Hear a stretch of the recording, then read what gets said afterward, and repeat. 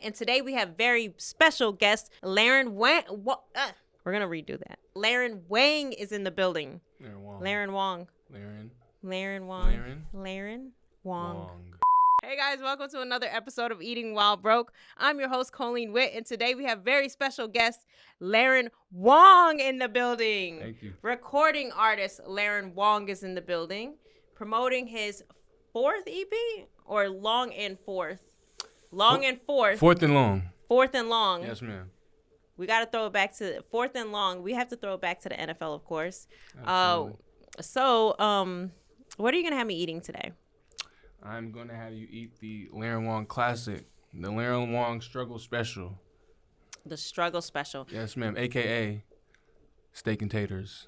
Steak and taters? That's what that Correct. is? You're going to cut those things up? Oh, for sure. Steak and mashed potatoes. Oh, okay. I Yes, thought you meant... Nah. Okay, and then what are the ingredients for your dish? So here we have a cut of steak, Mm-hmm. baby spinach, Mm-hmm. butter, salt, pepper, garlic, thyme, olive oil. And then what is the heavy cream for? Heavy cream as well. And what's that for?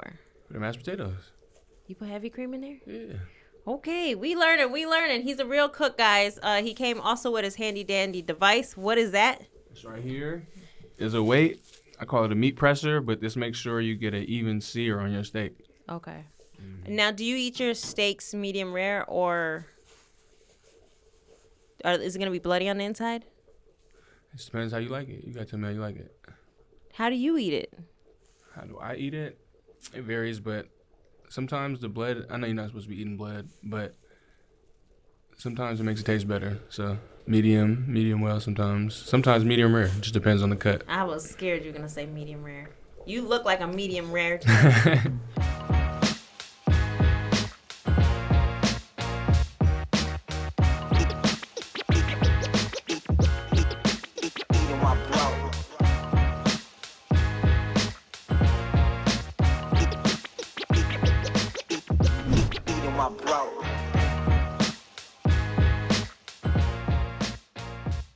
Okay, go ahead. Get in the kitchen. Okay.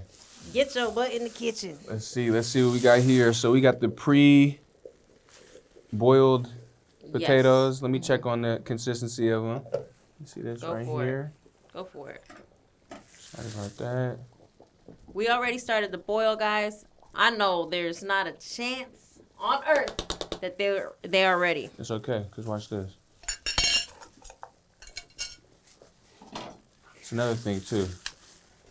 When you throw it in there like that, I didn't throw these potatoes in here like this, y'all. No, I did. I was trying to help She him did. out. I feel it, and I appreciate you for that. But it's a good teaching moment right here. When you throw it in like that, it's not going to cook that fast. Nope. Because there's not as much surface area for the heat to even, you know what I mean? So, boom. Wow, they actually didn't do so bad either. They didn't. You may know. We almost How do you got up. know all this cooking stuff? Because every adult should know how to cook, period. Okay. Come on now.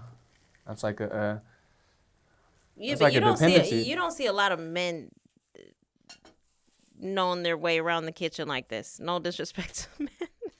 that's like a dependency thing, you know? Mm-hmm. Don't you want to be able to sustain yourself? Yeah. So why wouldn't you know how to cook?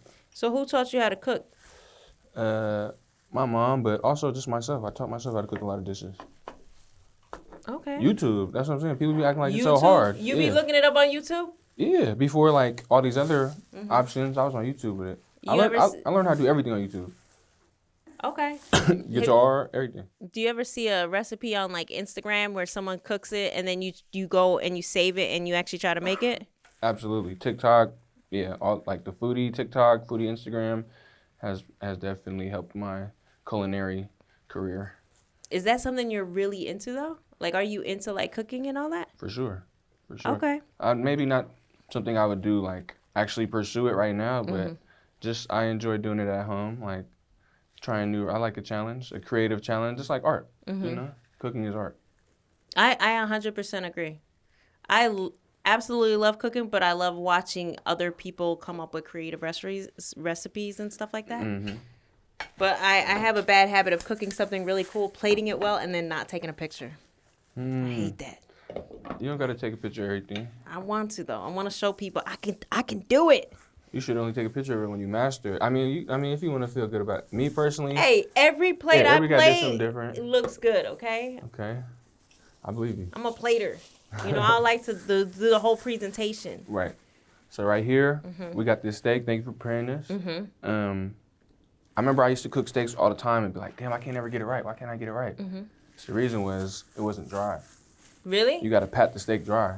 That's how you That's why you're so anal about it. Yeah, that's how you get the proper the proper crust. Meat king. I'm sorry. That's how you get the proper sear in the crust on the steak. Larren, just so you know, I've been with you for less than like 30 minutes. You have to be one of the most polite people I've ever met. Really? Yeah. Do other people say that to you? No. Okay. All right. All right, you from New York though, so that's not really saying much.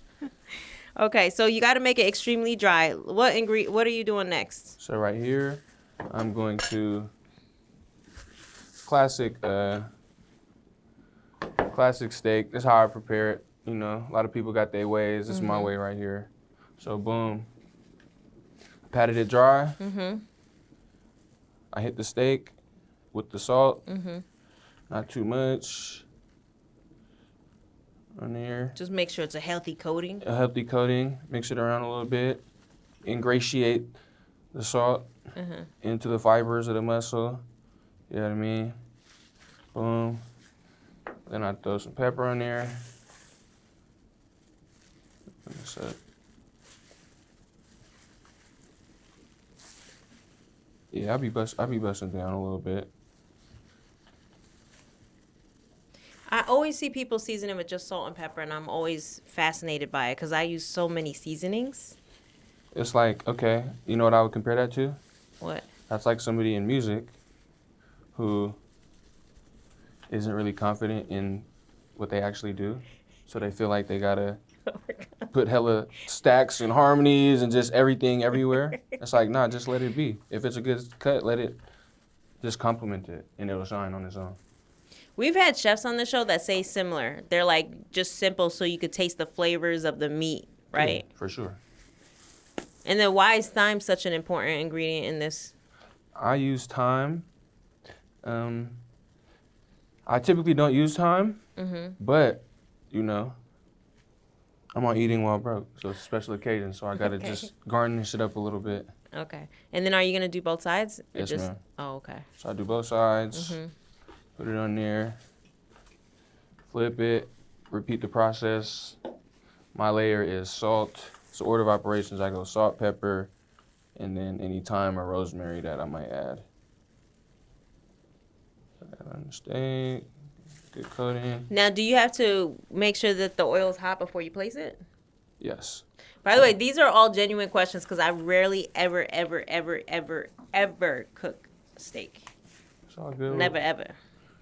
You about to learn today. Oh, you're using butter. I mean, I was gonna use butter. Typically, I like using avocado oil. There's avocado oil right there. I know, but I'm gonna try the butter. Because I'm gonna want to baste it and all that. I love butter. I use butter in everything. But the reason why I like avocado oil is because it has a higher burning point.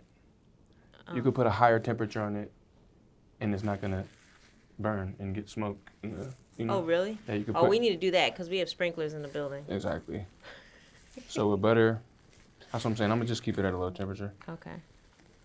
Wait, actually, you know what? I'm gonna just use the butter for the spinach. I'm gonna do that. Yeah. Right here. Let me test this. See where we at. I feel like it's gonna be ready just based on everything you just did. Is it? Almost. So I could do. We got time. We're gonna put that right there. Yeah.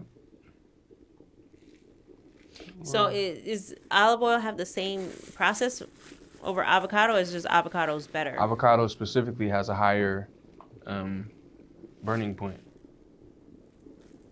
See what I'm saying? Mm-hmm. I'm learning, chef. How do I You got it. Don't. Yeah, it'll turn red. You'll see it. Okay. We have a producer here. She's gonna hate it. Every time someone does something remotely like this, I have to tell the story. But we had told her to be careful because the stove was hot, and I swear to God, she put her hand like directly on it. And you see how I just went above it? I wouldn't do that. She did it. She put it. I was like, that's why I signed that waiver. Right? Exactly. Got you. I'd be like, yo, guys, the insurance is fake here. Okay, it's on you. Larren Wong was able to cook the entire meal for us.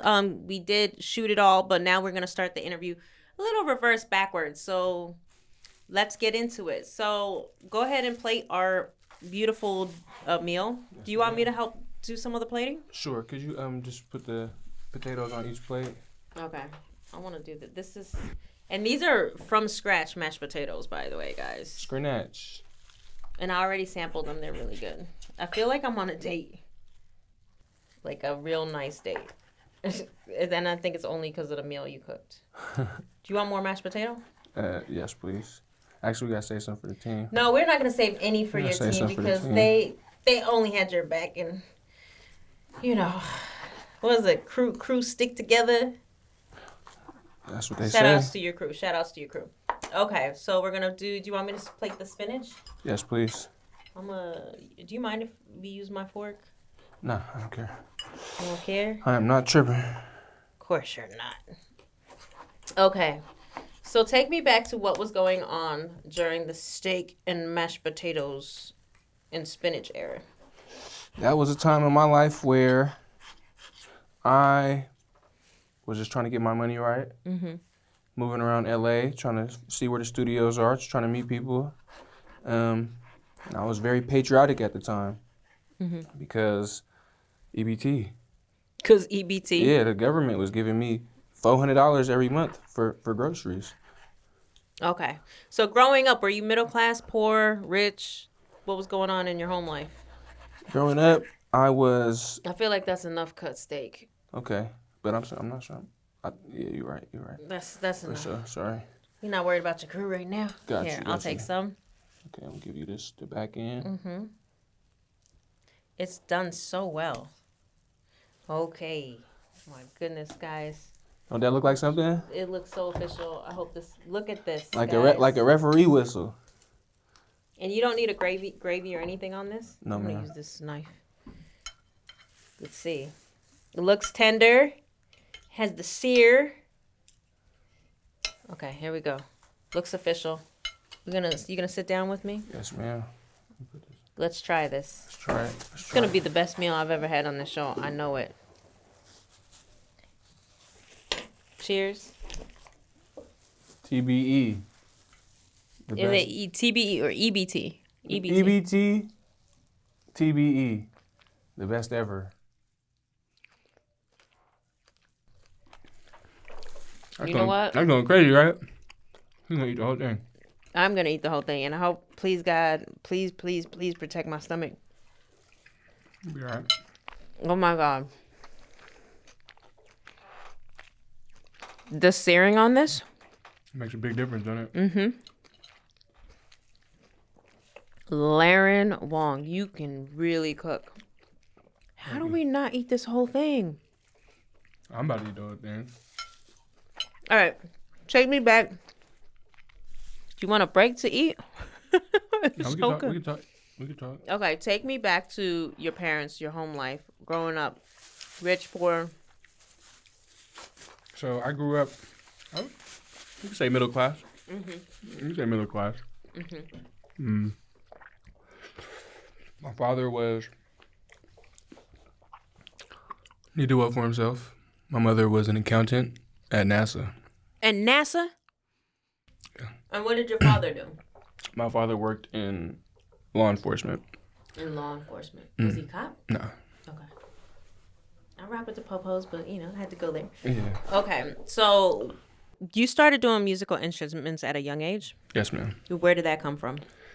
So my grandpa was a jazz musician, and he gave the music bug to my dad as well. Mm-hmm. My father was a producer, DJ. Never got a chance to spend too much time with the instruments, but they gave it to me, and that's where the music comes from. Wow. And then how many instruments did you end up picking up before you were graduated high school? For high school, I picked up the guitar, piano, bass guitar, electric guitar, acoustic, like computer software production. So, yeah. And you started doing that in school while you were in at home with your parents while you were young. Yes, so from like 6th grade to high school is when I learned how to do all of it. And then while you were doing all of that, where does football creep in? It was there the whole time. Yeah, I started playing football when I was 8 in the 2nd grade, and it was kind of just. Now, was it a love for it, or was it like you were just God gifted in football too? Nah, early on I was forced to play football. Why you say forced? I was forced. I didn't want to do it. Who forced you? My dad. My dad forced me to play football, and I'm glad he did because there are certain qualities that football kind of drills into you. Like what? Like overcoming adversity. Like especially for me, when I started playing football, I was a big kid, so it goes by weight limits. So I was playing with kids. I'm 8 years old, playing with kids that are like 11 and 12. So. Was that because you were bigger? Yeah, because I was bigger. Okay. So I'm just the youngest one, but I'm just as big as them. So like my mind, just my body development and everything wasn't even there. So football teaches you to stick with it and overcome challenges, even though it might be hard. Just understand the process. Just process. It taught me like process. Okay. Yeah. And discipline. Commitment, team, working within a team, leadership, all of the intangibles. So then you're about to graduate high school, and where do you start to, I guess, envision you going into the NFL? How does that whole play come about? The NFL wasn't even initially my goal. My goal in high school was to go to college. Okay. Yeah. I wasn't even thinking that far, honestly. Where did you go to college? Northwestern in Chicago. And then what did you major in? Communication studies. Okay. So you're doing communication studies and you're playing football? Yes. Okay. So then what happens from there? So then I'm playing, I get to Chicago, sign up for, I wanted to do pre-med actually, but class was hard.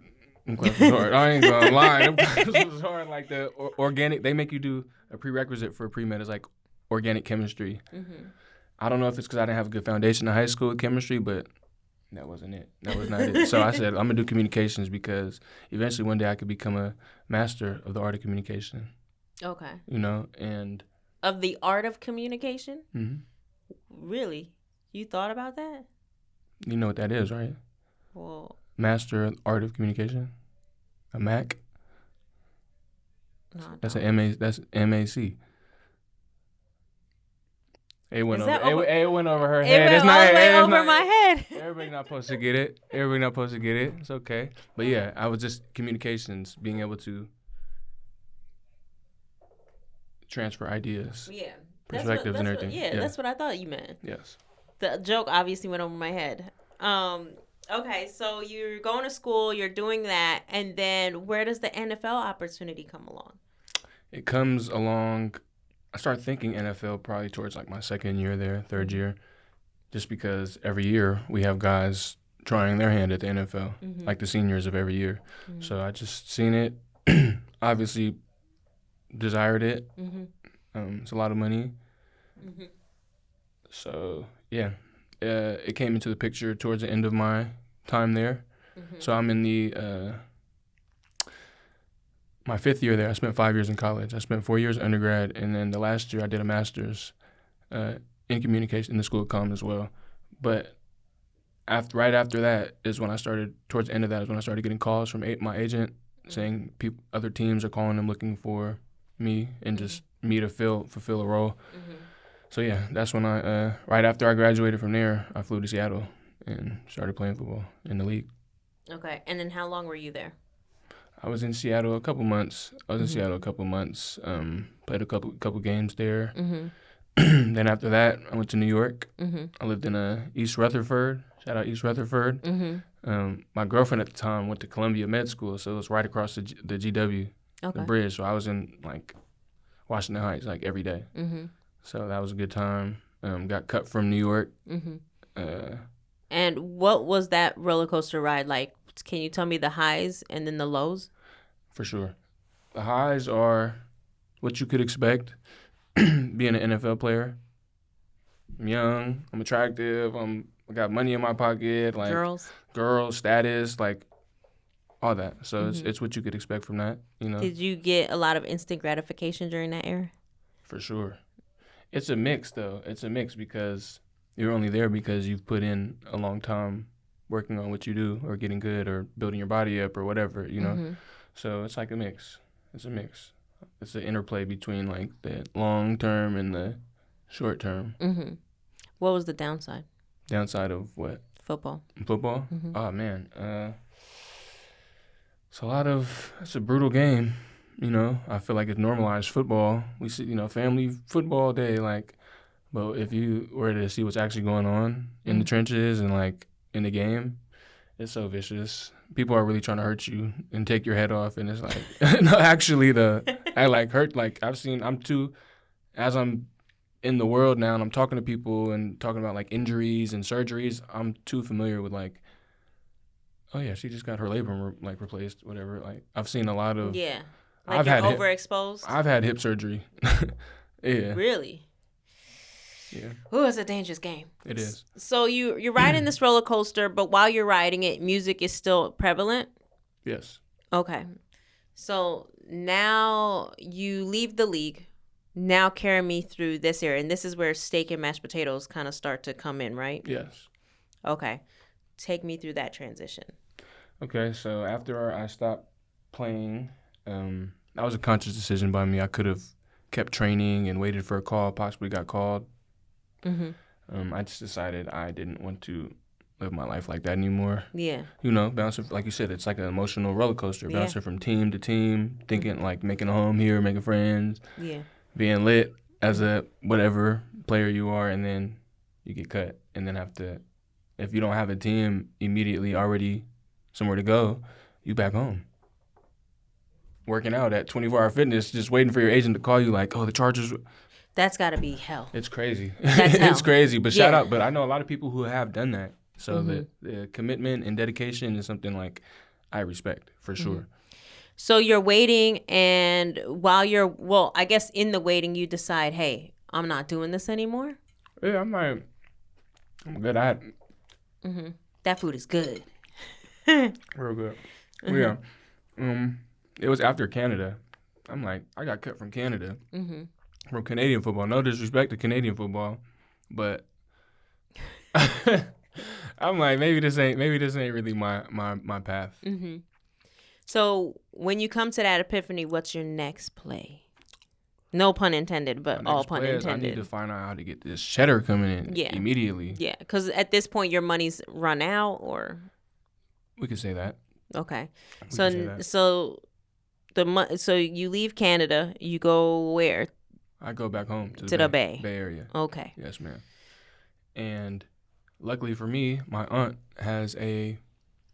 she's doing well for herself, but she has an import-export business. She brings in a bunch of food and beauty products, just a bunch of stuff from Asia, and she wholesales them to a lot of your seafood cities, just Asian markets throughout America. So you start working for her. What are your parents saying during all these transitions? They just always believed in me. They just... Did they welcome you back with open arms, or were there restrictions? Open arms. Yeah, me and my parents we're always really good. And they're still married? No. Oh, okay. Yeah, my parents split when I was a kid. But their relationship is like, dang, it's kind of cool. Like if I were to, God forbid, I don't want to be divorced, but I would like to carry it. Like how they do. Are they like good friends divorced, or are they like just never talk bad about each other divorced? Just cordial. I don't know. Yeah, I can't speak to how much they communicate, but just every time I see them interact, it's like I've just seen some other. I've seen some other. So I've heard horror stories from people, or like trauma stories from people, where you're like, you know. But it's a lot of growth, because I remember when they were like 30. 30, early 30s, That's around the time they split. Mm-hmm. And yeah, they were tripping. It was many. Yeah. How old were you? I was like I don't know, I was a baby. Not a super. I was walking around, but can't really. You were like probably around 5-ish or Type, younger. yeah, type. But you remember like there was there was a bunch of clothes everywhere, and yeah, I remember. Okay, all right. So you come back home, you start working for your auntie, and then that's when your next place starts to transition to crypto, or? Yeah. So the whole time, even in the NFL, I'm just researching crypto, Mm-hmm. just understanding the 4-year market cycle, Mm-hmm. and we invested at the bottom. Mm-hmm. I have a group of buddies from college. I talk to these guys every other day, Mm-hmm. but we just got together and put our minds to it, and just figured out how we're gonna make some money off this crypto, because we've seen other people do it that were in very close proximity to us. So there's no reason we couldn't. So when the opportunity presented itself at the bottom of the market, took a leap of faith, put whatever little money we had while I was working at the warehouse, put whatever little money I had in there, and yeah. And then that's when you financed your move to transfer to Los Angeles. Yes. Okay. Now you go to Los Angeles with the intent of making a career out of this music. Making great music. Yeah, or making great music. I feel like I was already doing that. Mm-hmm. I just wanted to make it a living off of it, like get a return on it. For sure. Okay. So how are you doing so far? Really good? With what? Getting a return on your music? Absolutely. I'm getting a return. It's not even, and what I'm realizing is the biggest returns don't even be financial with this. Mm-hmm. Yeah, so it's just learning more about what's even there is to offer. Music has brought a lot of good things into my life. That have nothing to do with money. I like that. Is it therapeutic and the fact that you get to do what you love every day? Is that some of the things? Yeah, but it's just people, like, I'm very thankful for the people that I've met through music and how music has strengthened the bonds with those people. Mm-hmm. Yeah, just common love for music. It's gave me a lot. And we've got money off it too, for sure. Okay. And then can you talk about Fourth and Long? Sure. Tell me about the project. Fourth and Long is my latest EP. Mm-hmm. I titled it Fourth and Long because I made it at a point in my life where, are you familiar with football?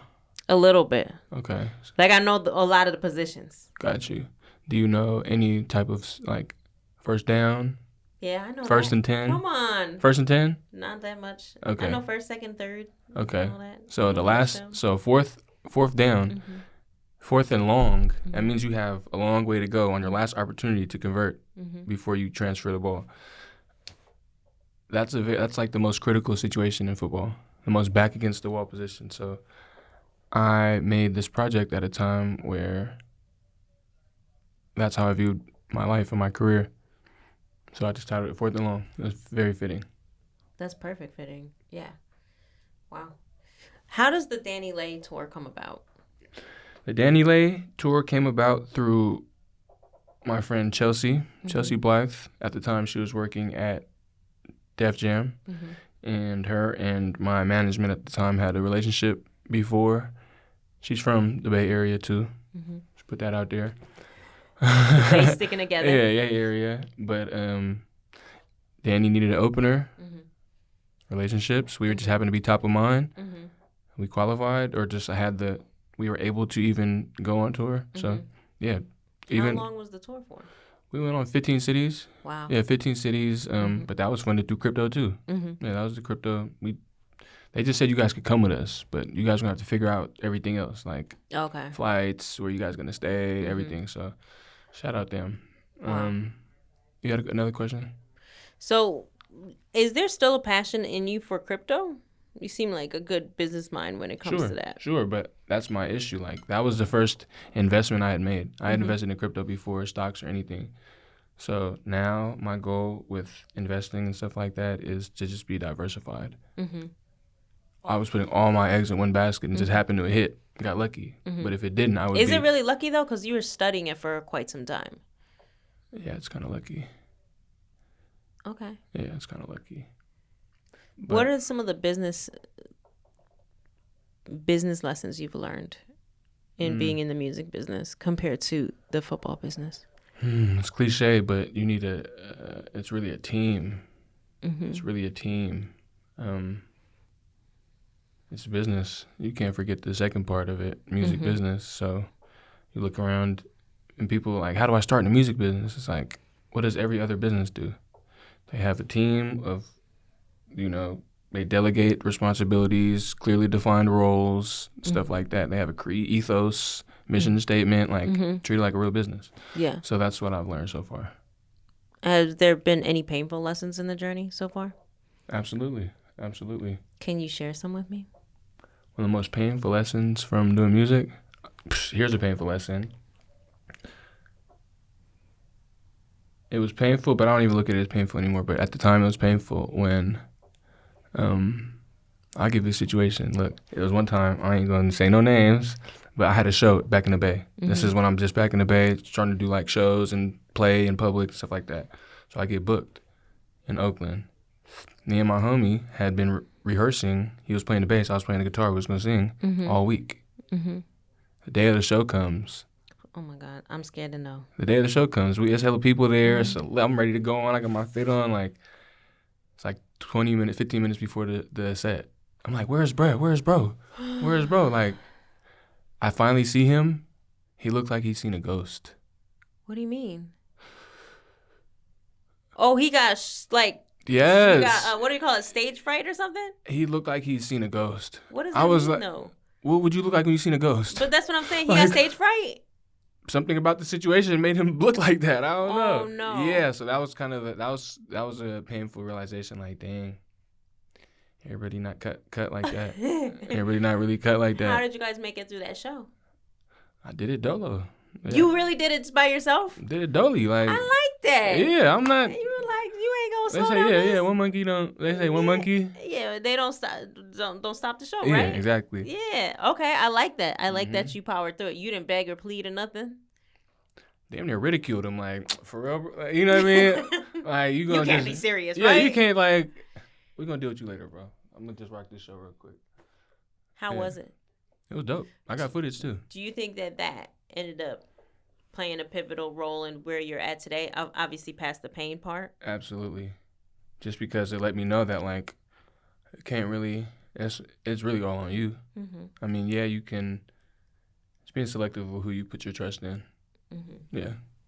What are some of the collabs that you would like to do in the future? There's so many. Off the top of my head, because I was thinking about it, I would love to collab with Isaiah Falls. I've been listening to him a lot lately. I would love to collab with Coline. Oh, I love Coline. I've known her since she was like 15, by the way. I love Coline. Coline taught me how to surf. What? Coline taught me how to surf. Okay. But yeah, she's from the Bay. That's right. Okay. Who else? Leon Thomas. I'm gonna work with Beyonce. Okay. Yeah, Beyonce, Kendrick. Okay. Yeah, we could talk about it. Let me think. Matter of fact, Summer Walker. I want to work with Summer Walker. Really?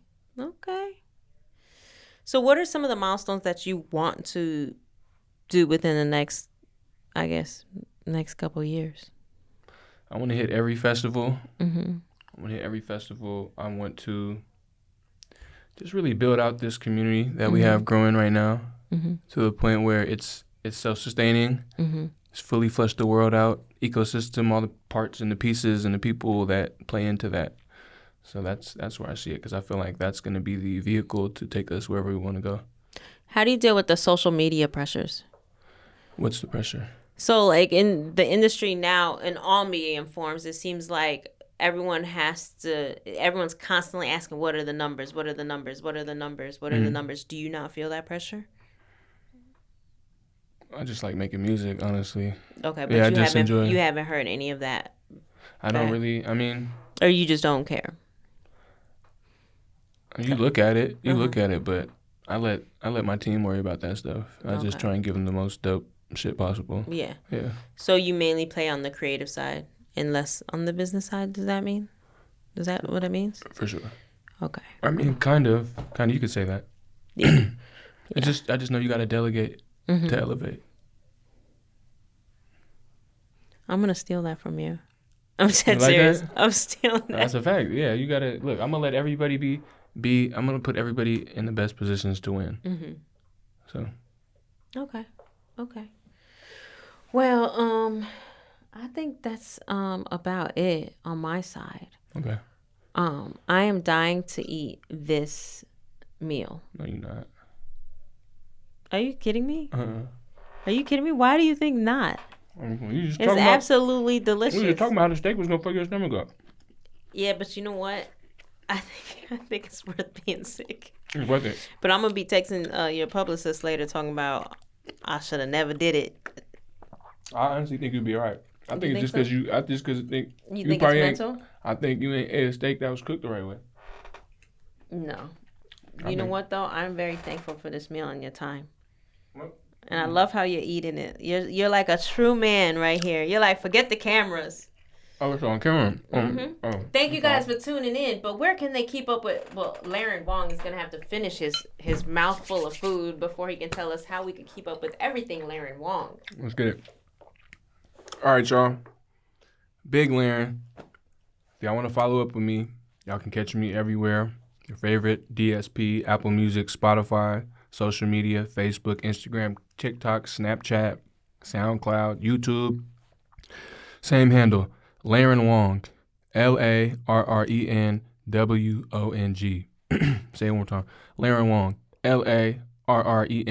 LARRENWONG. And check out Fourth and Long.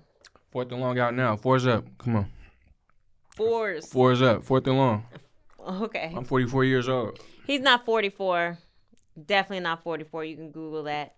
Anyways, thanks for tuning in. Peace out.